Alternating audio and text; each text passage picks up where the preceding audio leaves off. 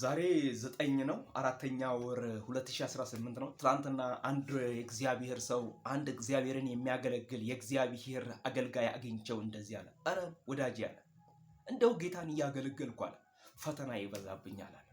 ጌታን እያገለገልኩ በጽድቅ መንገድ እየሄድኩ ፈተና ይበዛብኛል አለ። እንዲህ አልኩት፣ የሆነ ትልቅ በር አለ፣ ትልቅ በረከት ከፊትህ አለ። ትልቅ ሰው ሰይጣንም ስጋ የዚህ ዓለም ክፋትን ሊዘጋው የማይችል ትልቅ በረከት አለ። ስለዚህ ገስግስ።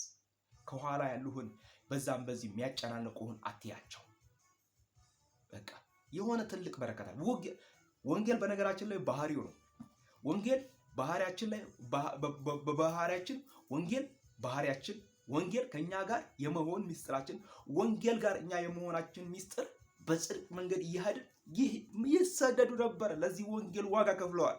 በመጋዝ ተሰንጥቀዋል። በአንበሳ ጉድጓድ ላይ ተጥለዋል። ሁሉን እያጡ አይደል የሚለው መጽሐፍ ቅዱስ ባህሪ ነው። ስለዚህ ወዳጆቼ የሚያስጨንቋቸው አሉ፣ እግዚአብሔር ይመታቸዋል። ጌታ ለዘላለም ይባረክ። አንድ ልምድ አለኝ በኢየሱስ ክርስቶስ እንዲህ እላለሁ፣ በኢየሱስ ክርስቶስ ጠላቶቼን ምታልኝ በጌታ በኢየሱስ ክርስቶስ። ጌታ ይመታቸዋል። ጌታ ለዘላለም ይባረክ በኢየሱስ ክርስቶስ። ስለዚህ የሆነ ነገር ካለ የሆነ ነገር የሚይዝ ነገር ካለ የሚያስጨናንቅ ነገር ካለ አንድ ትልቅ በረከት አለ። ምክንያቱም ሌላውን አያጨናንቀውማ።